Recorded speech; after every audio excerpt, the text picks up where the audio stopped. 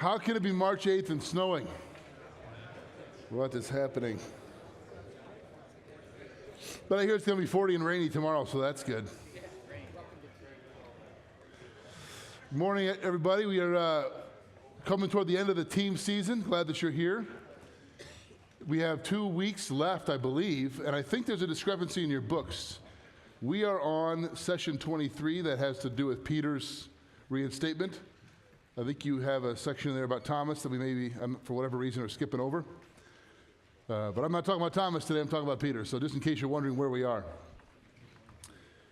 So 2 weeks, 2 sessions left. Pastor Brian will be back next week, and then we will have closing ceremonies on the 22nd, which will be always an exciting and fun time. All right, so in keeping with the tradition we started last week, because it was rave reviews. I mean, the critics were very gracious. I received this from a friend, and I thought, hey, some of you also love good dad jokes and puns, so we'll keep this going. If you weren't here last week, you really missed out, man. Did you hear about the cross-eyed teacher who lost her job because she just could not control her pupils? I'm telling you, that's a classic. When you get a bladder infection, you're in trouble. Some of you, if you don't get it, it's early. You're in trouble. When chemists die, they bury them. I'll give you a minute. That's right. I stayed up all night to see where the sun went, and then it dawned on me. I changed my iPod's name to Titanic. It's sinking now. No, that's not that good. That's terrible. Who sent that one? Haunted French pancakes? Give me the crepes? Come on, Pete.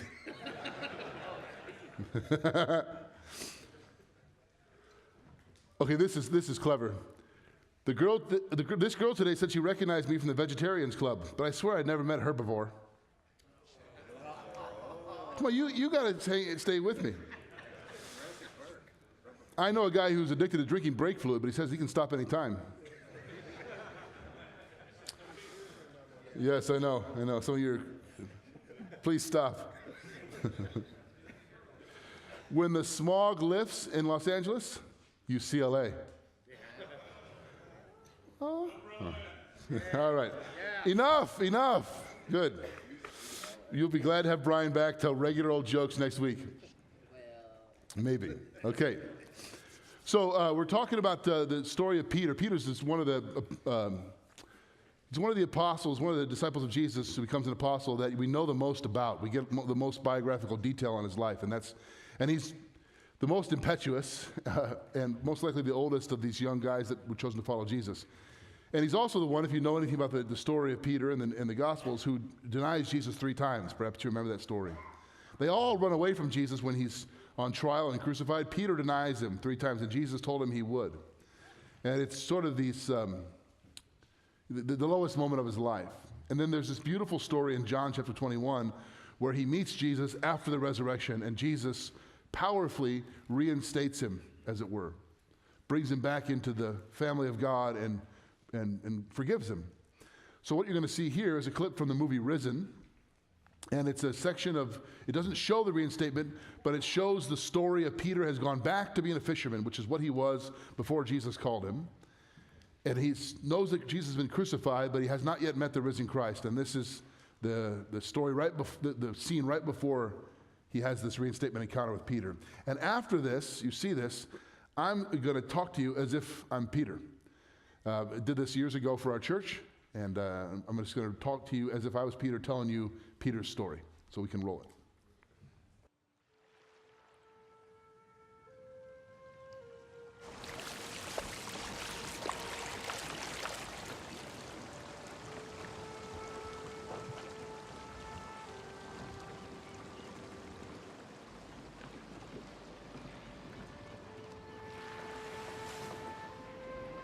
Manila!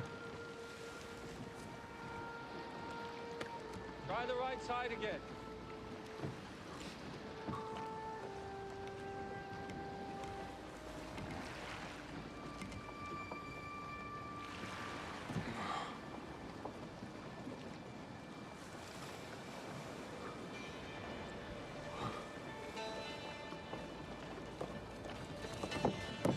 Brothers!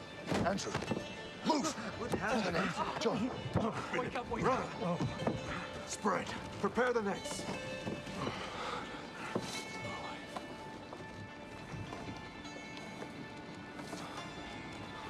Cast!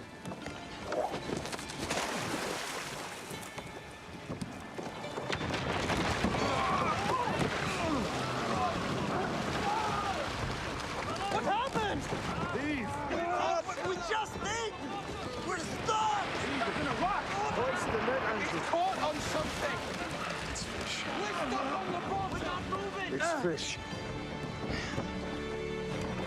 It's fish. It's fish.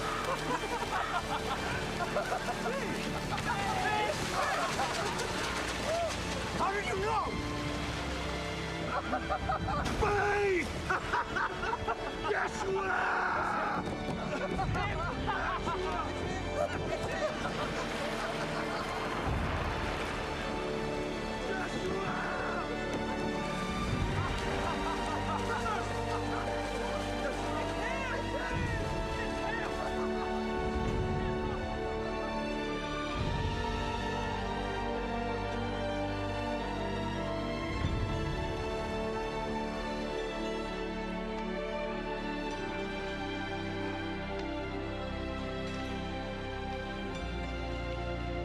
Thank you, Peter.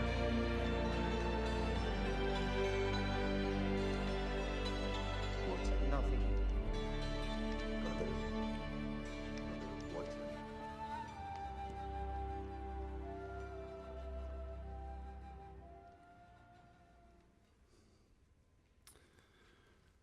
I'm a fisherman. At least I was before I met him. My father was a fisherman, and his father was a fisherman. It was all I'd ever known. I loved to fish.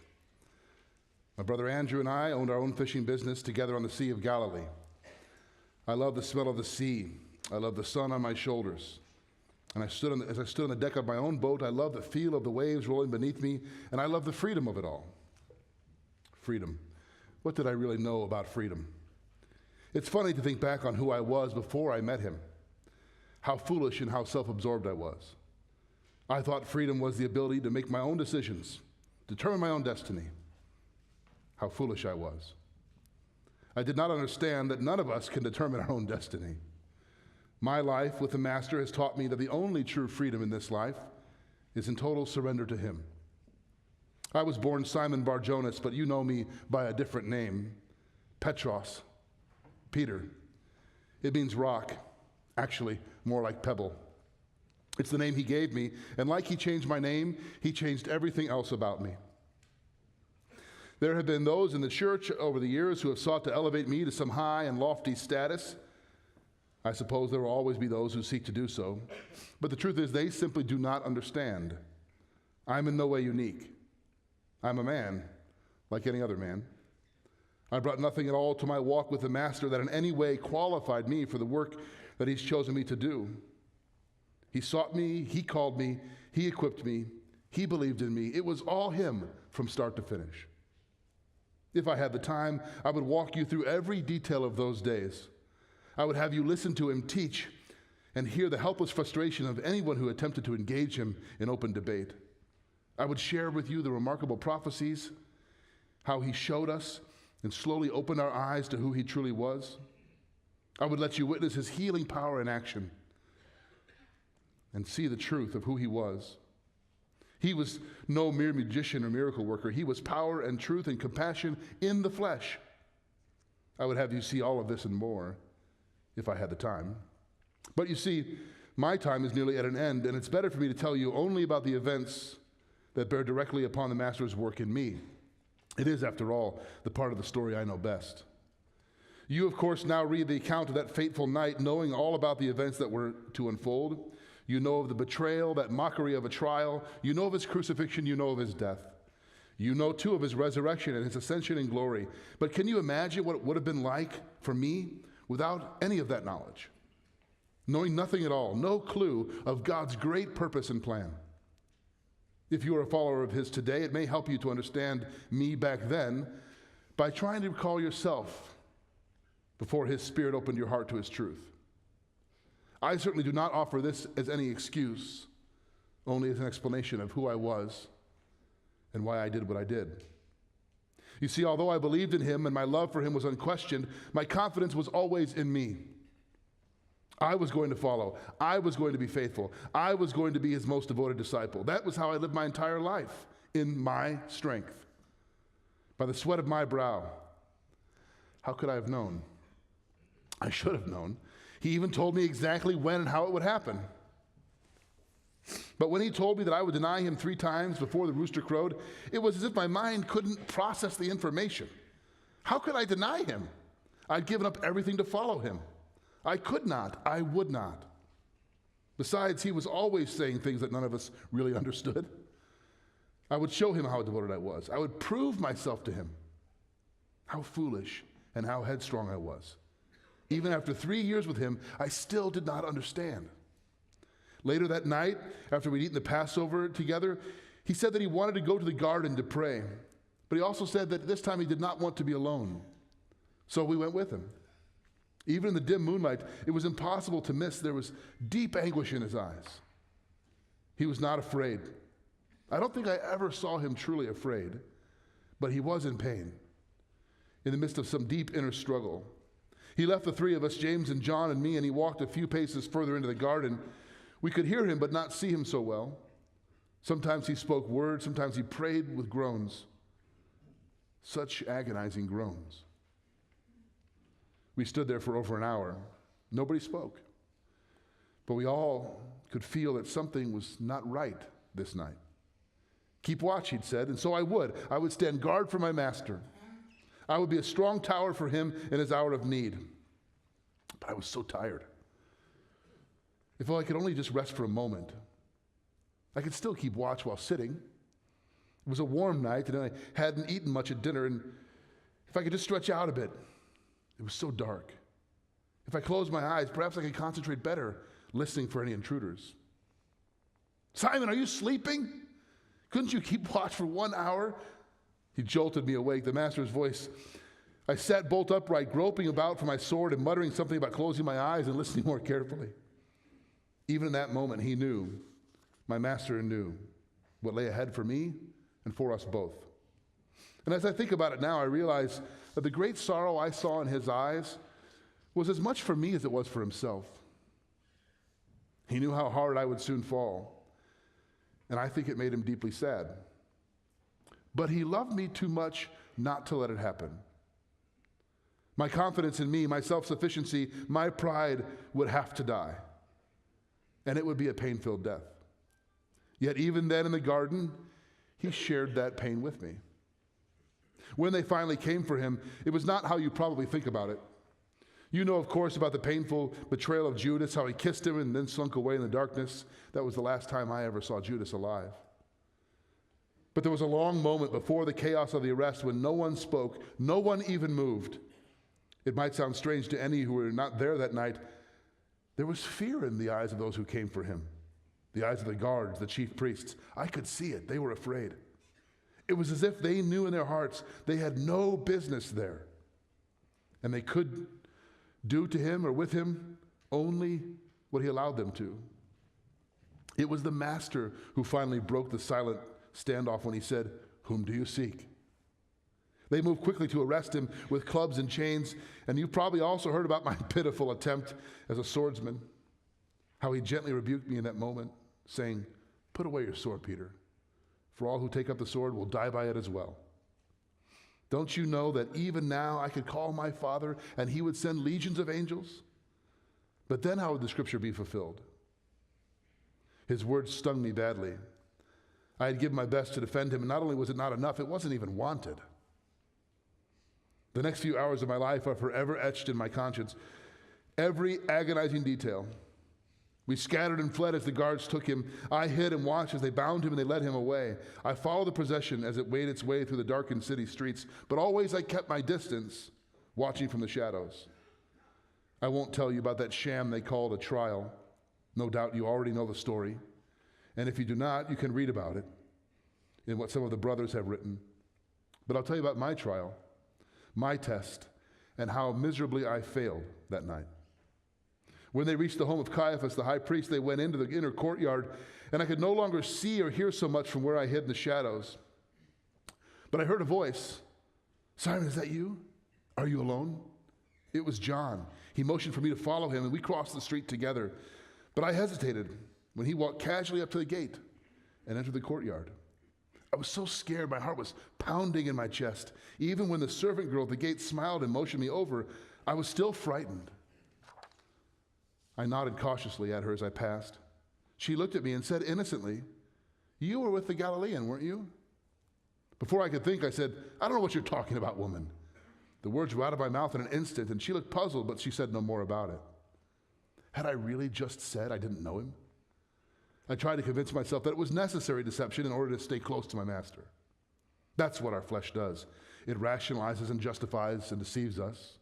It always has an explanation for its failure, but no rationalization could explain away the terrible knot that was growing in the pit of my stomach. I could feel the sweat dripping down my forehead and my neck, and I began to shiver. Several of the house servants and temple guards had made a fire to keep warm, and I stood shivering in the shadows before I finally worked up the courage to move closer to it. As I did, one of the maids carrying wood bumped into me. It was the same girl from the gate. She dropped the wood on the fire, then turned to one of the guards, and he looked up and he said, "This man was with Jesus the Nazarene. You're one of his disciples, aren't you?" I felt myself beginning to panic. I said loudly, "Man, I'm not." It was obvious that my loud denials were not convincing anybody, but for some reason they didn't pursue the matter. As I moved away from the fire, I spotted John in the crowd, and I began to make my way toward him in the midst of the crowd. I felt a tap on my shoulder. I turned to see a finger pointing right in my face. A man, accusingly me loudly, said, "Didn't I see you in the garden with him?" At first, I tried to sound casual in my denial. "Of course not. Don't be ridiculous." But the man persisted even louder. "No, you're lying. I saw you with him." Then he turned toward the crowd and said, "This man is with him. Even his Galilean accent gives him away." Now, I cannot explain what happened next, except to tell you that from some deep and dark place inside of me, there came an eruption of anger and obscenity that shocked everyone who heard it, especially me. "Listen, you little fool, get your finger out of my face. I don't know him. I never have." I pointed in Jesus' direction, shaking, and I screamed, "I have nothing to do with him." I was shouting and trembling. I said, "He's no friend of mine, and I could not care less what happens to him." I didn't realize that I'd been screaming until the silence that followed my outburst. I was still pointing at Jesus, and nobody was speaking. They were all just staring at me. I turned and I looked, and I could just make out my master's face in the distance. And somewhere in the night, a rooster crowed. In that instance, I knew there was no hiding place left for me in all the world. What I saw in his eyes was my undoing. It wasn't anger at my betrayal that I saw in his eyes. It was a knowing sorrow. He knew that I was now face to face with the dark truth about who I really was. You see, what happened to me that night was not just a failure, it was death. It was the death of me, the death of Simon. So much for the great leader of men, so much for the rock, so much for the great guardian of the king. I don't know how else to explain this to you except to say that I died in that moment. If you've ever felt that kind of death, you'll understand. It wasn't just that I'd failed in keeping my promise. Failure is something I understood. I knew how to handle failure. It was a call to try harder. This was something else entirely. The very foundation of my life collapsed beneath me. I felt the flood of tears begin to well up from deep within me, and a shame that was overwhelming, and I couldn't stop myself. Soon, agonizing sobs followed the tears. I couldn't breathe. It was as if I was choking on my shame. I shoved my way through the crowd as I ran from the courtyard. I ran into darkness, desperately trying to escape the darkness of my own soul. But you really can't run from yourself. I sobbed as I ran until I finally collapsed in some deserted alley. Full of filth and stench, it seemed to me a fitting place to live out the remainder of my pitiful existence. You know, that night, that terrible night, as I think back on it now, was both the worst and the greatest night of my life. How could it be the greatest? It's a good question. I'll tell you. It's because of what he did for me after his crucifixion, in the days following his resurrection. Word was spreading fast that he was alive, and many of the brothers had seen him. Although my heart almost burst for joy when I heard the news, there was still a terrible lingering of doubt in my soul. Was it true? And even if it was, what about me? Where did I fit into his plans, if I fit at all? Where did I stand with him? Would he even look at me? Would he ever call me Peter again? No. Surely I had no more right to that title anymore. You see, I was soon to discover that his declaration of me as the rock was not and had never been based on anything that I could do for him. It was and will always be based on what he could accomplish through me. It happened this way. We were back in Galilee, and I decided to go back to the only other thing I knew and cared about in life before I met him, fishing. After all, that's who I was. I was fishing, we all were. I talked most of the others into joining me.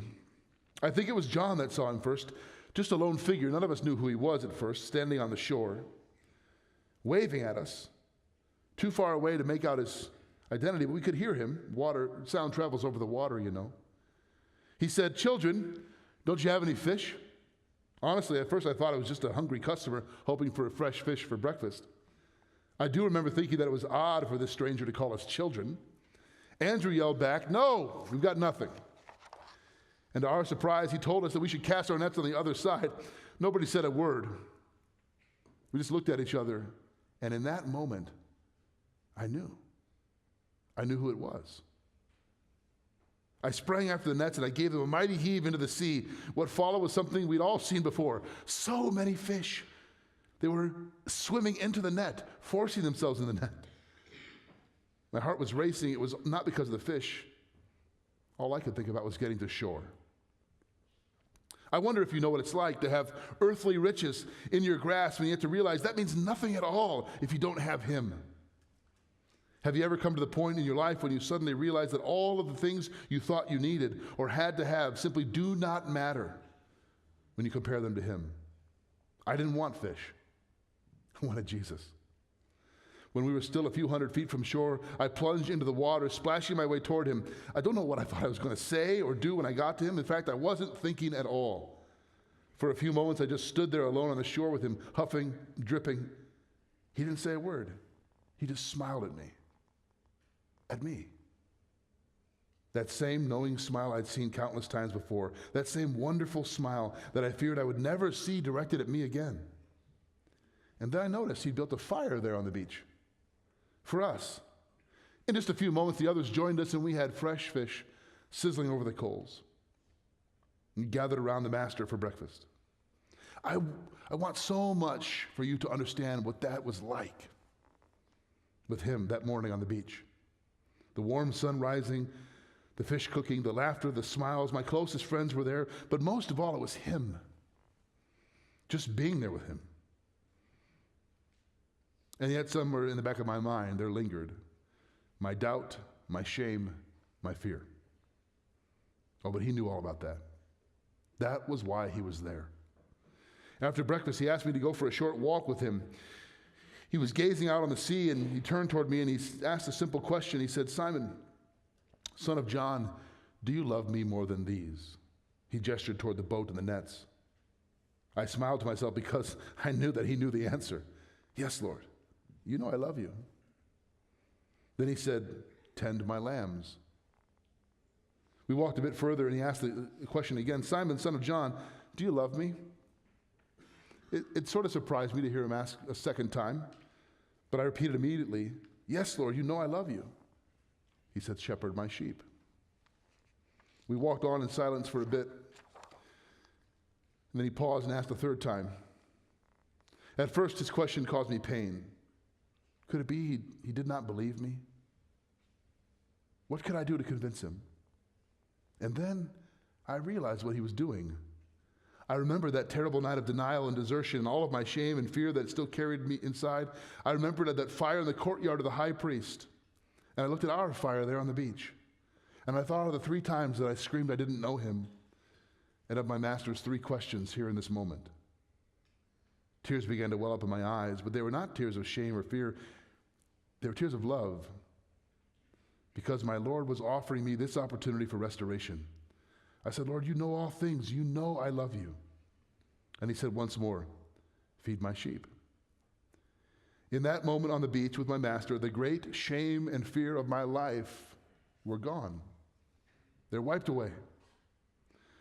I've seen him perform many miracles, but for me, that was the greatest miracle of all. This was my resurrection. The death I died that night I betrayed him was the death of my old self, the death of Simon. In that moment, I knew myself to be truly Peter, the name he'd given me. He'd known all along. You see, every one of us builds our lives on something we believe to be solid, unshakable, and these beliefs form the foundation of who we think we are. We rarely think about or even acknowledge their existence. But every choice we make, every word we speak, every hope we have for the future assumes their presence in reality. What my Savior did for me was first to destroy my false foundation of self-reliance and rebuild my life on the only foundation, on him. He is the rock. As I said, I'm really a pebble. If you ask me if I value the days I spent with him on this earth in the flesh, I would tell you more than life itself. But would I trade what I have now for what I had then? Not for all the world. Before our time together on the beach ended, Jesus said something to me that I've reflected on my whole life. He said that when I grow old, I would stretch out my hands and be carried to where I did not want to go. I did not understand what he meant at all at that time, but now I know. He was talking about the way I would die and about how my death would bring him honor. Speaking of my death, I hear them coming now. I did not expect them to come for me quite so soon. When they first arrested me, they told me that I would die in the same way as my master on a cross. But I've been told that my one plea has been granted, that my cross would not stand upright as his did, but upside down, so that no one would ever confuse me and my king. I do not have much time left. There's more I'd like to tell you. But my king knows that I've said enough. If you think of me after I've left this body, do not credit to me those things which he chose to do through me. This was all his doing and his choice. All of it, as I look back over my own brief time on this earth, I see clearly that he really only did wanted one thing from me, from which everything else flowed. He loved me. It is not that he loved me more than anyone else, for perfect love knows no degree. If there's any difference between me and another, it is only that in the end, I chose to receive the love he offered. And I urge you, men, to do the same. My dear friends, do not grow weary or impatient in your faith, for the Lord is not slow in keeping his promise, as some people think of slowness. He is patient with you, not wanting anyone to perish, but everyone to come to repentance. Humble yourselves, therefore, under God's mighty hand, that he may lift you up in due time. Cast all your anxiety on him, for he cares for you. Some of you may, I'm not Peter now. So, no, that's not. Believe it or not, I once had that memorized. Some of you may remember when we did a series where we did monologues like that. And when Brian said that this was the topic for this morning, I thought, well, I think maybe we'll just hear from Peter. Obviously, there's some filling in the gaps there, but Peter's life is so instructive for us. We learn a lot about what it means. I think he's, in many ways, a hero, even in his failure to me. Maybe he is to you as well. So I know you've got different questions on your page there, but I'd like you just to maybe take a break, get some coffee, and come back to your table and talk about this idea of what it means, what Peter was trying to say in that monologue about who the rock is and how we build our lives. All right?